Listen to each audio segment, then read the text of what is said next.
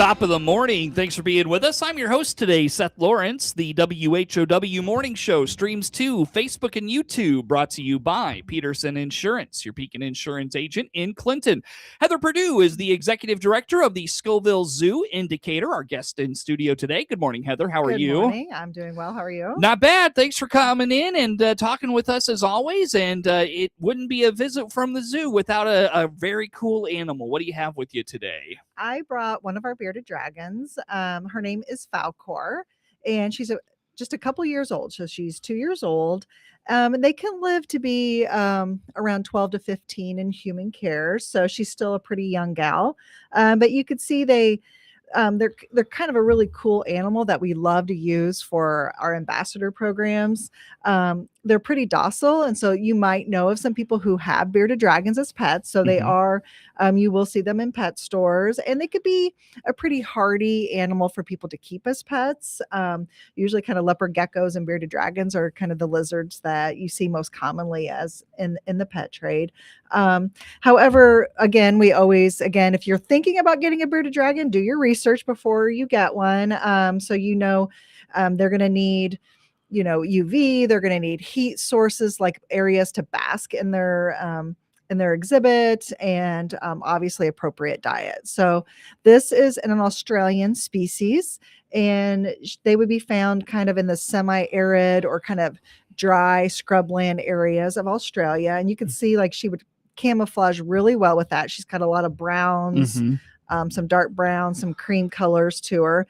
And they're called bearded dragon because you can see she has a lot of these like spines that are like all along the edge of her belly here and on her beard, so to speak. And so what they would use that is a bluffing defense, basically. Sure. They would, if they felt threatened, she would open her mouth, and there's a yellow lining on the inside of her mouth. And she would kind of inflate this beard, so to speak, on the bottom of her chin and along her jowls here, basically. Yeah. With those spines. It just makes her look more intimidating.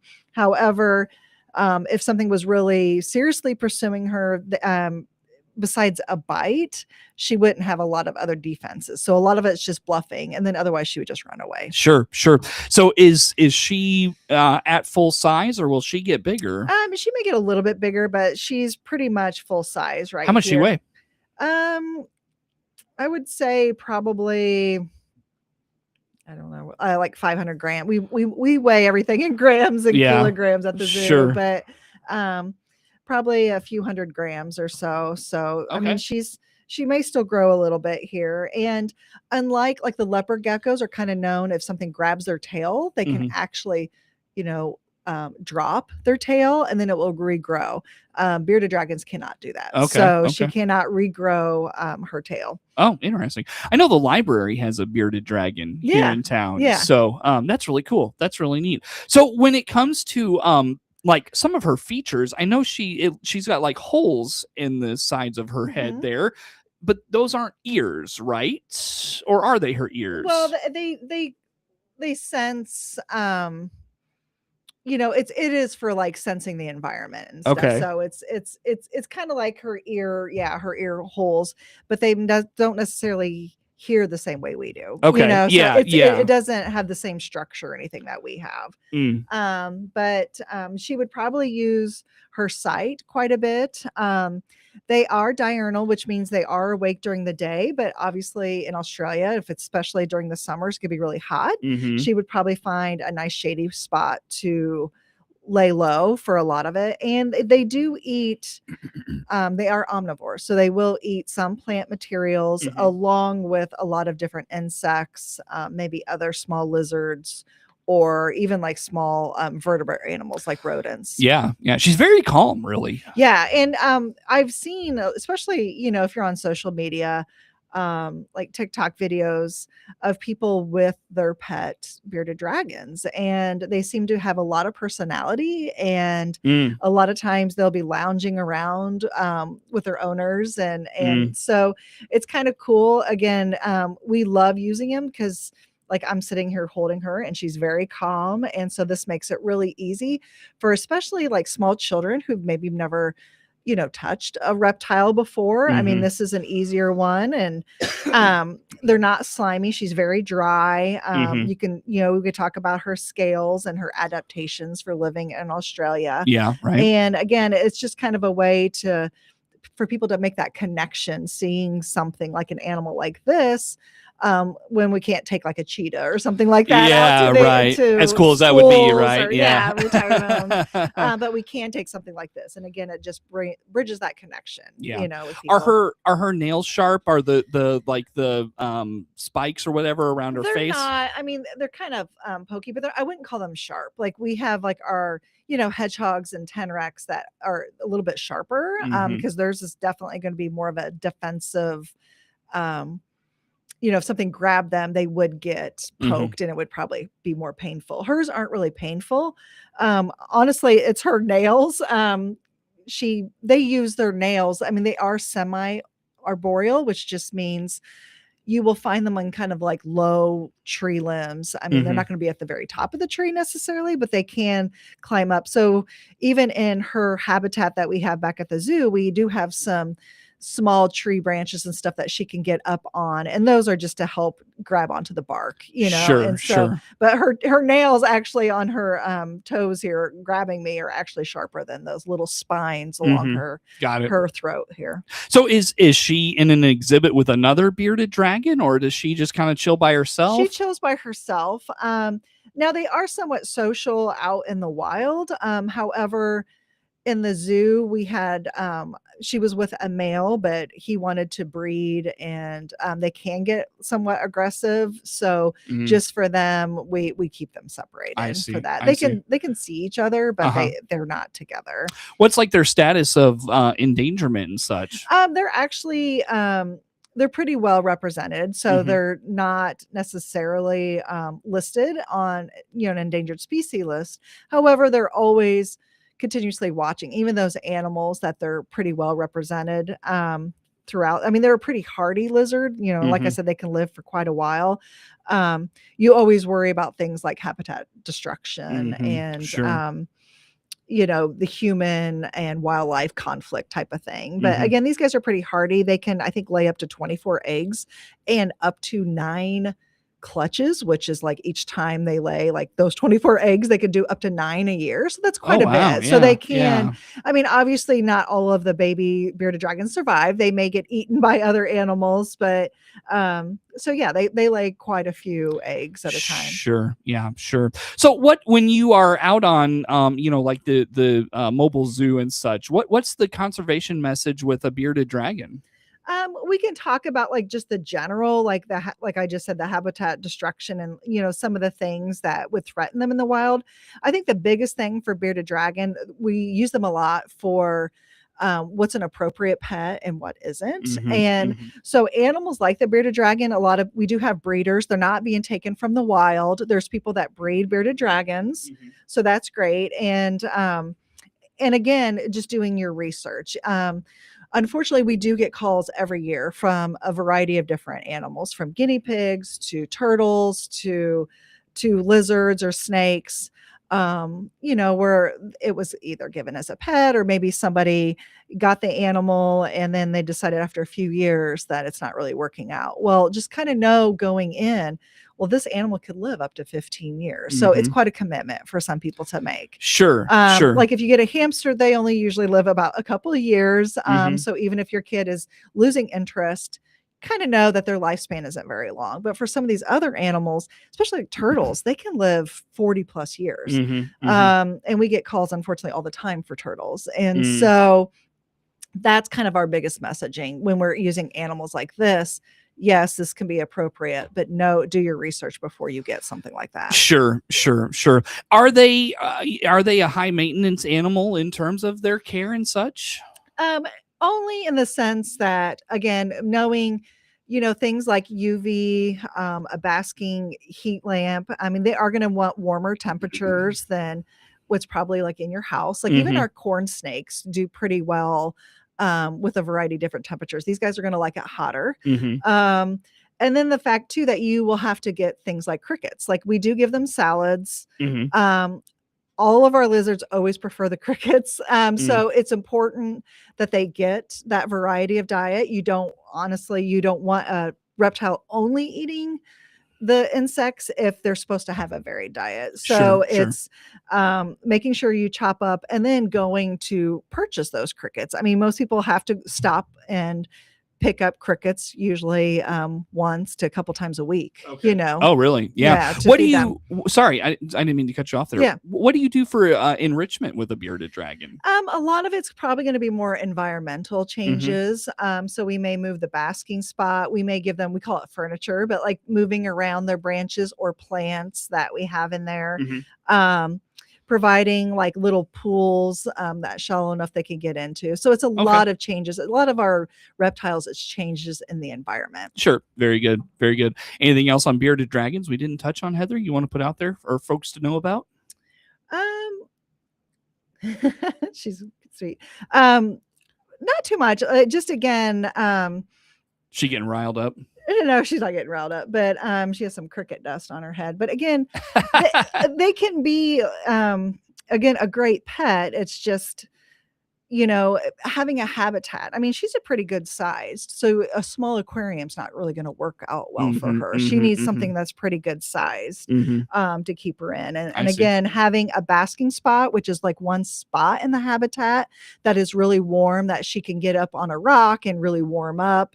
And then but then also having cooling areas. Like, you don't want your habitat having all one temperature. You want a variety. Sure. Because again, they are, we call them cold-blooded, but their body temperature is dependent on their temperature and their environment. So that she's going to move wherever, if she's getting too hot, she's going to move to a cooler area. Area. So it's just having something large enough that you can keep something like this in. I see. Very good.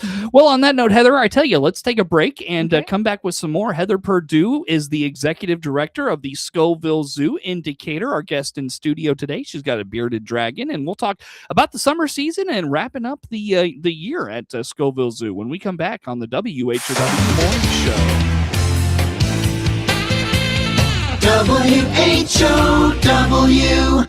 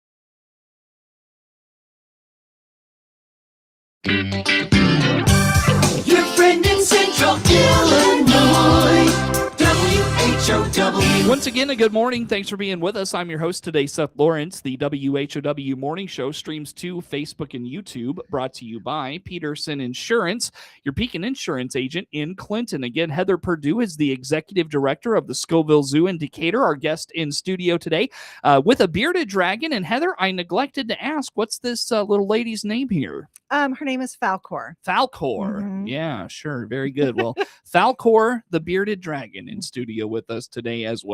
Heather, let's dive into, we get into August, which means in the next few weeks, things start to really slow down for the zoo as kids get back to school. What does back to school time mean for Scovill Zoo? Well, we already are switching to our fall hours. I know it's still summer, but we have some schools starting next week, and we do have a drop in attendance during that time. And honestly, we lose some of our staff as well. So we do have a lot of high school and college students that work either some in our animal care, but also in our guest services. So we kind of start losing our staff the end of this week as well. So we're kind of getting to smaller staff. And so we switch to those fall hours, which just means The weekend hours stay the same. We open every day at 9:30, and the last time you can get into the zoo is at 5 o'clock, and our zoo grounds will close at 6. However, during the week, starting next week, we will close at 4 o'clock. But then our zoo grounds close at 5. When you say starting next week, do you mean August 10 or is yes, August 10th. Okay. Yeah, so Monday through Friday, our hours will be 9:30 to 4, and then the zoo grounds will close at 5. Gotcha. Very good. Very good. Well, let's dive into, I know Twilight Tuesday is a very popular once a month event at the zoo. We start that in May, and that just we have one day during the month that we're open later hours. So we are open until 7 o'clock, and then our zoo grounds will close until 8. And it'll be our last one of the season. So that'll be August 25th. If you come in between that 4 and 7 o'clock, we have $5 admission for anyone coming in. Okay. So it's a reduced admission. And again, it's our last one of the season. We used to do it through September, but honestly, it is dark by that time. And so it's really hard for our keepers, putting the animals away. And some of our animals are already in bed at that point. And so we moved it up a month just because it is dark. So all right. August 25th. And if it is a warmer day, it's kind of nice coming in during those evening hours when maybe it's a little bit cooler and the animals are more active. All right. Very good. So August 25th, final Twilight Tuesday. Look forward to that here later this month. Anything else in August you want to put on the radar there, Heather? Yeah, we have our blood drive. We hosted a blood drive in May, and then we have another one coming up on August 29th. It's Saturday. It's in conjunction with the American Red Cross, and we will have it'll be from 9 a.m. to 1 p.m. And you could just go on the American Red Cross website, sign up. Please come in and donate blood if you're able. Right now I've been getting a lot of emails from the American Red Cross that there's a critical need for it. And I know their donations always go down during the summer because people are on vacations. We don't have kids in school who may be, hosting their own blood drives. So there is a critical need. So if you can, please come out to the zoo August 29th. I think they're giving away a $20 e-gift card through the American Red Cross. And if you come into the zoo, you will also get a free train ticket for coming in. All right, cool. Very good. So August 29th, put that on the radar. Blood drive. You said in the parking lot of the zoo? No, it's in our education center. In the education center. Got it. Yeah. Very good. All right. Well, Heather, as we wrap up, I want to ask, how has the summer treated the zoo? It's been, like I said, but when you walked in this morning, it's been a little bit since I've seen you. So how has the summer been this year? The summer went by really fast. It's hard to believe my kids are already getting ready for school, and I'm sure everybody else's are as well. But the summer has gone great. Like we were talking, we had a few really hot weeks, but for the most part, I feel like it's been a manageable summer. And our free admissions have been going really well. And that is another question we always get. Yes, Thursdays will still be free admission for anyone coming in, even though schools are back in session. And those will continue through October 8th will be our last free admission Thursday. All right. So still time to take advantage of that. I know. And those are probably the most popular days of the week at the zoo. They are. Yeah. We have a lot, especially grandparents who are helping watch the kids over the summer months. And I think that's a great opportunity for them to be able to come out, spend some time with the kids, get them outside. And again, it's free admission. There is a charge for the train and the carousel. We also have our concession. You can get a snow cone while you're there, but the admission itself is free. Sure. What's been the hit this year at the zoo? Anything popular more than anything else, you think? The snow cones are always popular, especially during those hot days. Sure. We had this year, we changed it up and we had pizza by the slice with Papa Murphy's. And so that has been popular this year. And of course, the train is always popular. We will be starting construction on the alligator. We're still in the design phase of that. Cool. We've been doing, if people came to the zoo, they noticed our alligators were in a temporary exhibit. That's because we've been doing a lot of surveying and stuff for that new exhibit. And we're hopefully construction will start right after Boo at the Zoo. All right, cool. Very good. So good summer at the zoo. When do you kind of step back and take a look at attendance and those sorts of things? We get an attendance usually after every month. And It's been pretty well. I haven't seen July's numbers yet, but May we did fairly well. We had a lot of school groups that came in, and not a lot of rainy days to foil those those field trips to the zoo. So and we do look at the end of the season. We'll get like a wrap up after October. So, okay. yeah. Cool. Well, we'll ask about that maybe when we visit then. So very good. Well, as we approach the fall season, Heather, I've got about a minute here with you. Do you want to put dates on the radar for folks in events in September? Anything like that? Yeah, we have our Zoorific Evening, which is our biggest fundraiser of the year. It's for an adult only event. The tickets are $100 per person.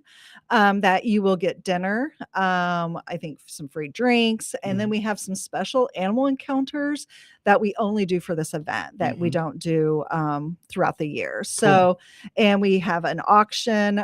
So that's September 19th, and tickets for those, you can go on our website and check that out. We have Grandparents' Day that grandparents get in for free, September 13th. And then, I mean, we're already talking about Boo at the Zoo. So we're already looking at getting those flyers out.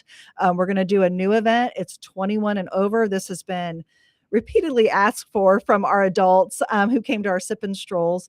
We are going to do a booze at the zoo on October 15th. This is Thursday, and that's going to kick off our Boo at the Zoo. So October 15, 21 and over. And then after that, we go into our Boo at the Zoo, our family friendly Boo at the Zoo nights. They have 10 afternoon and evenings for that. Well done on that. Very good. Heather, where do folks go to keep up on all things Scovill Zoo? They could check us out at our Facebook page, our Instagram page, and of course our website at scovillzoo.com. Sure. Very good. Heather Purdeu, Executive Director of the Scovill Zoo Indicator, our guest in studio this morning. Network news comes your way now. WHOW.